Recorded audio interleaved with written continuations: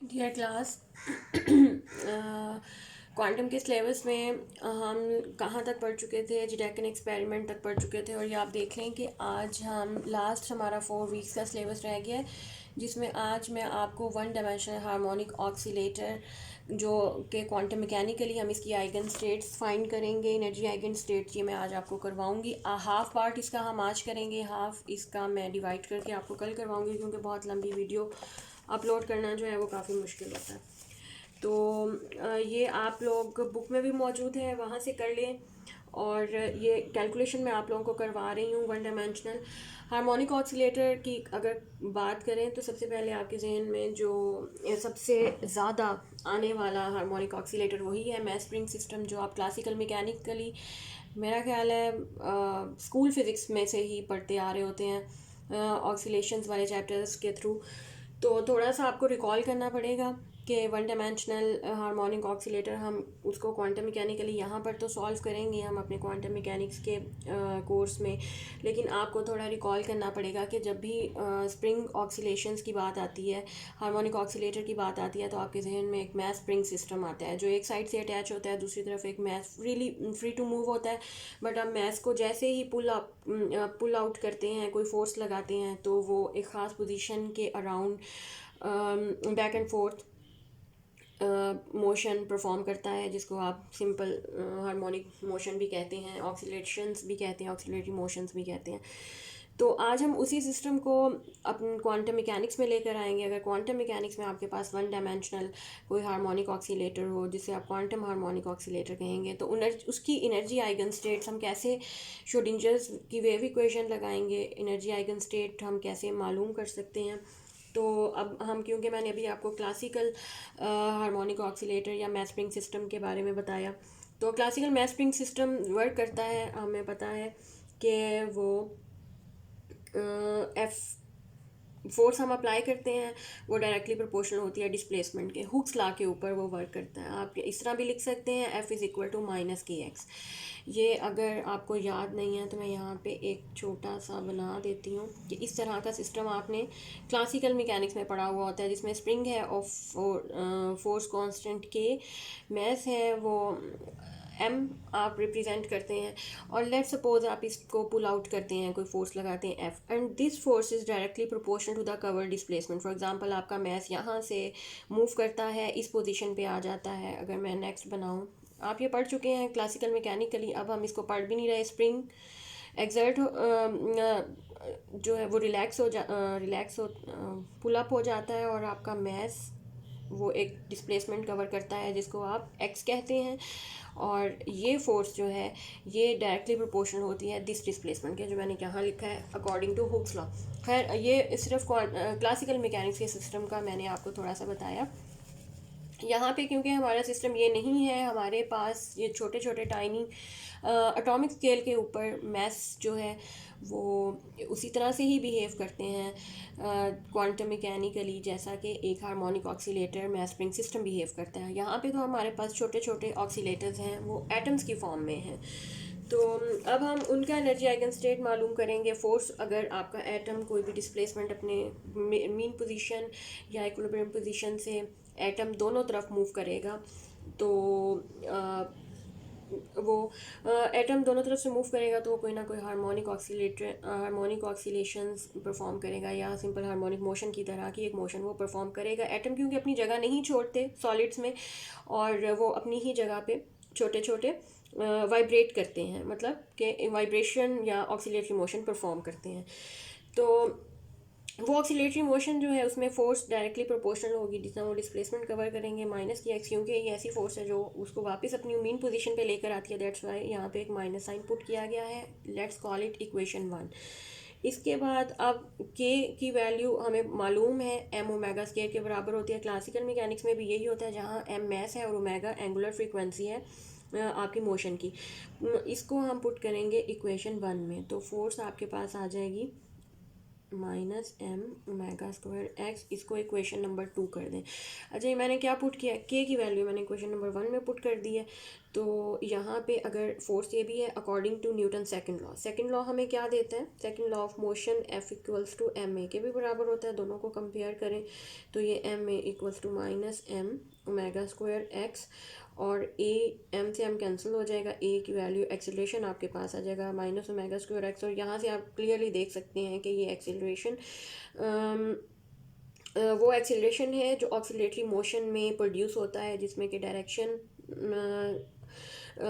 होती है, डायरेक्शन, इस एक्सेलरेशन की डायरेक्शन होती है डायरेक्टेड टुवर्ड्स मीन पोजीशन, और ये डिस्प्लेसमेंट के डायरेक्टली प्रोपोर्शनल होता है। ये दो कंडीशंस आपने सिंपल हार्मोनिक मोशन में पढ़ी थी, और वही मोशन अब हमारे, क्योंकि एटम हमारे एटॉमिक सिस्टम्स के अंदर एटम परफॉर्म कर रहे हैं, तो उनके लिए हम वही कंडीशंस से स्टार्ट ले रहे हैं।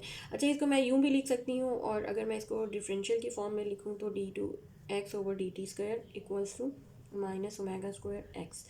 और इसको अब ये हमारे पास second order differential equation d2x/dt² plus omega square x is equal to 0। आप देखेंगे कि हमारे पास second order standard differential equation बन चुकी है। अगर इसका हम सॉल्यूशन एज्यूम करें, इसका सॉल्यूशन अगर हम लिखें तो वो इस तरह की फॉर्म में होगा। लेट सपोज इसका मैं सॉल्यूशन लिखती हूँ यहीं पर ही, x is equal to a cos omega t. Oscillatory motion है तो इसका सॉल्यूशन भी ऑक्सीलेशंस की शक्ल में होगा। यहाँ पे आपको एक कॉज वेव मिलेगी विद एम्पलीट्यूड, उसका होगा a यहाँ पे एम्पलीट्यूड है, और ओमेगा एंगुलर फ्रीक्वेंसी होगी आपकी वेव की, t टाइम इंस्टेंट है जिस पे आप अपनी वेव की पोजीशन या फेज कैलकुलेट कर सकते हैं। ओके, अब यहाँ तक हमारी कैलकुलेशन में आपको कुछ नया नज़र नहीं आएगा, ये चीज़ें आपने पहले भी सिंपल हार्मोनिक मोशन में पढ़ी हुई होंगी।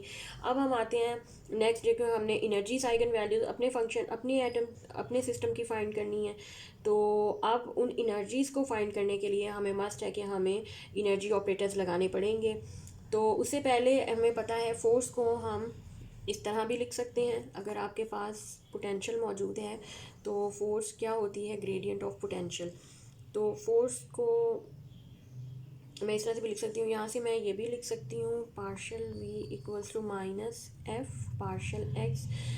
अच्छा, अब इसको इंटीग्रेट करें दोनों तरफ तो ये आ जाएगा v of x potential in one dimension, ये आपके पास आ जाएगा f और dx। और यहाँ से आप इसमें अब फोर्स, क्योंकि हमने ऊपर कैलकुलेट की हुई है एक्स की फॉर्म में, वो हम यहाँ पुट करेंगे। नज़र आ रहा है आप लोग? हाँ, नज़र आ रहा है।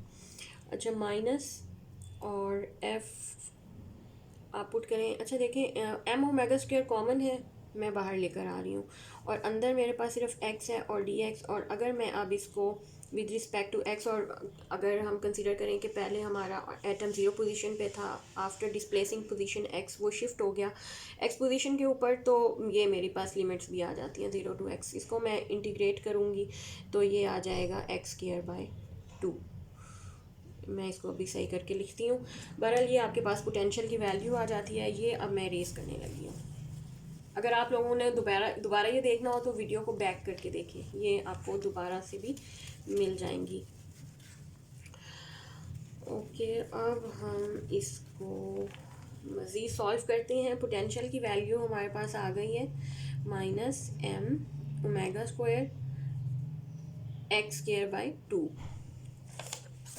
इसको आप हार्मोनिक पोटेंशियल भी कह सकते हैं, क्योंकि सिंपल हार्मोनिक मोशन से हमारे पास प्रोड्यूस होकर आया है ना, तो हम इसको सिंपल हार्मोनिक पोटेंशियल भी कह सकते हैं। इसको इक्वेशन 4 कहते हैं। और अगर आप इसको नॉर्मली जो हमारे पास पोटेंशियल एनर्जी होती है v is equal to half K x², इससे अगर आप इसको कंपेयर करें तो यहाँ से आपको k की वैल्यू भी मिल जाएगी।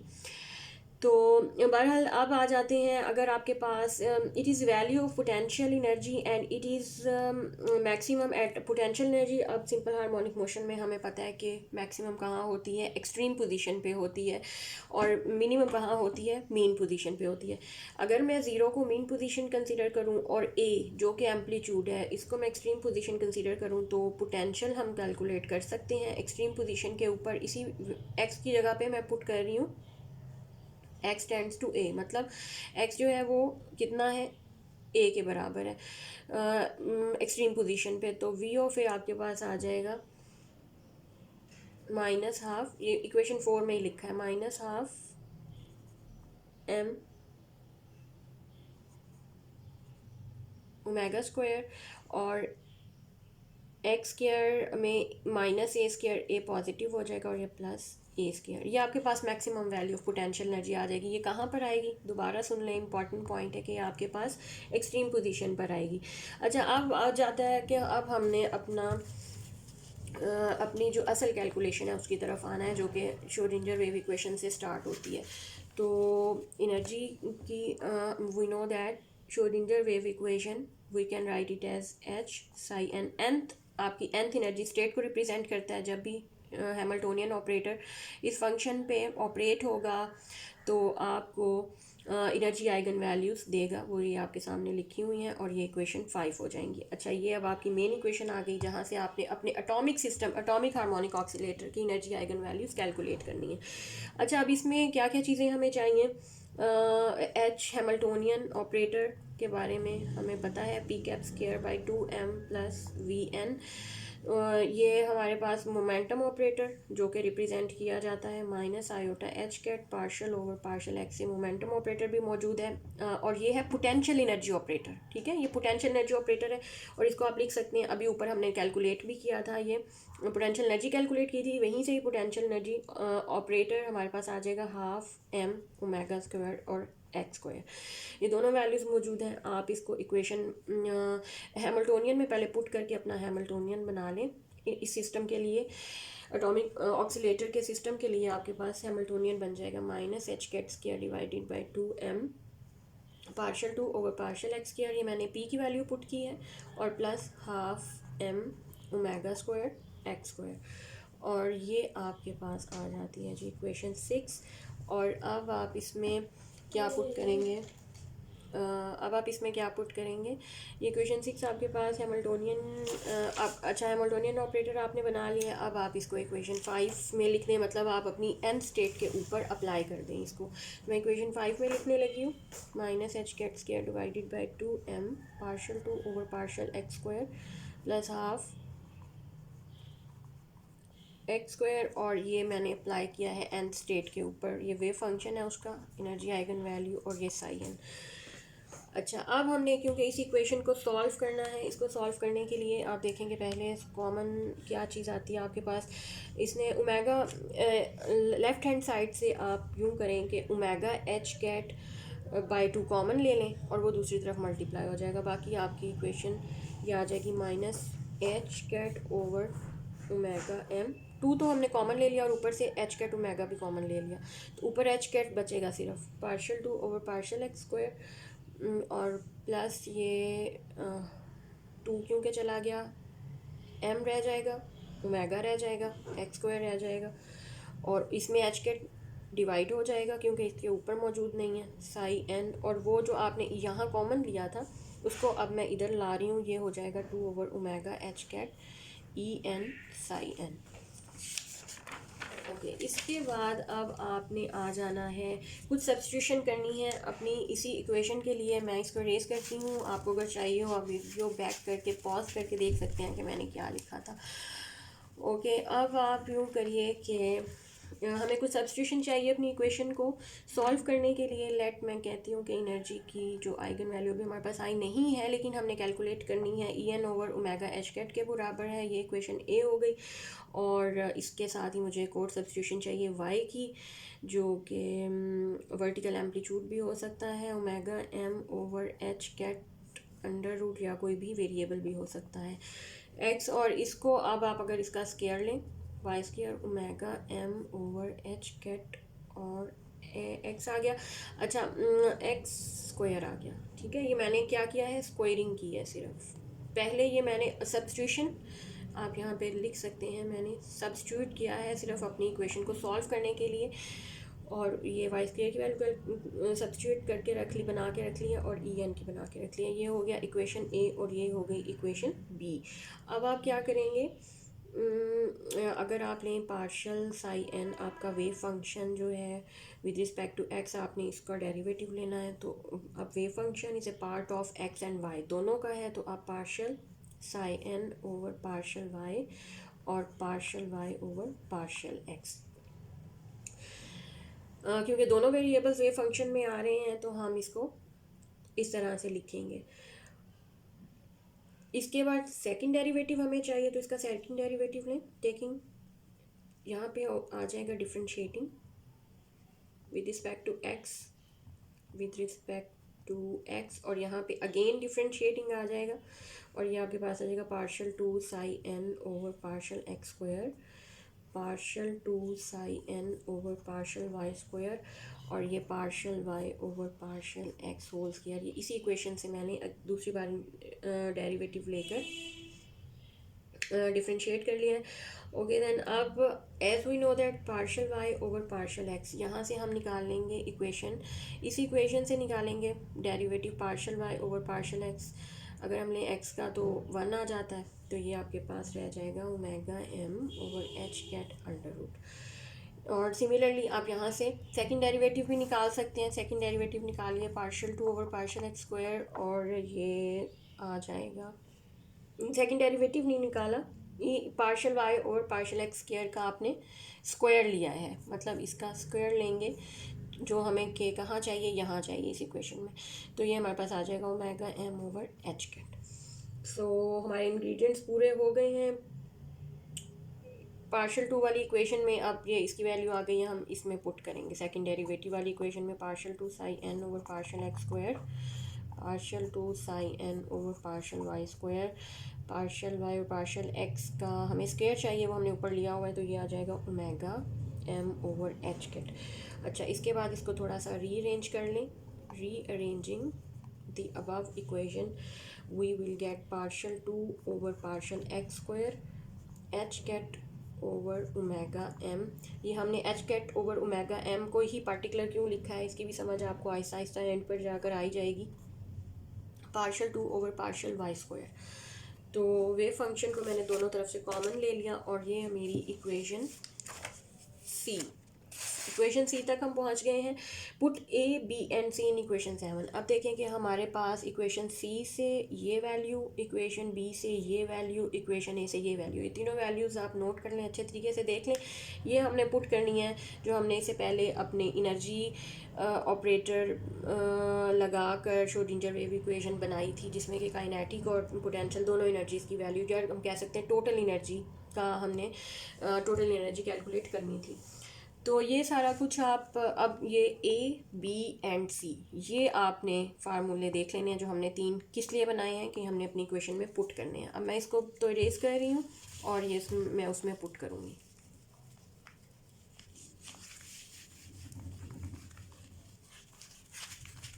जल्दी जल्दी, वीडियो लंबी हो रही है,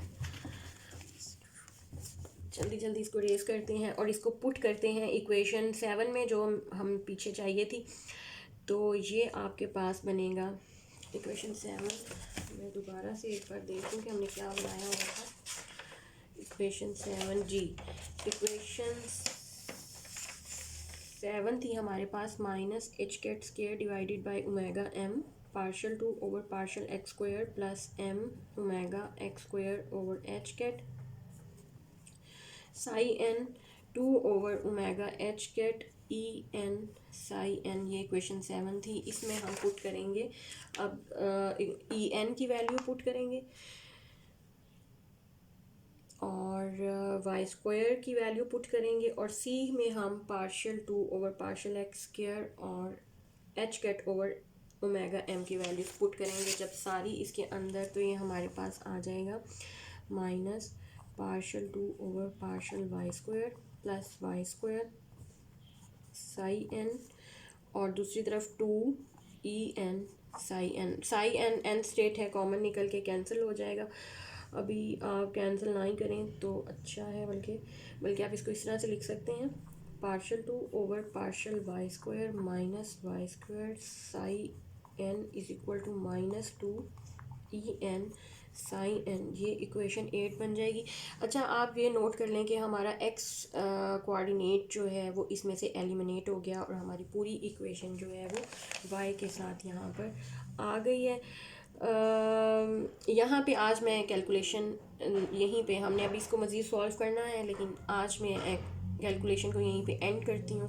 हम कल के लेक्चर में इसको बाकी सॉल्व करेंगे। तो थैंक यू फॉर वॉचिंग, इसको आप अच्छे तरीके से कर लें।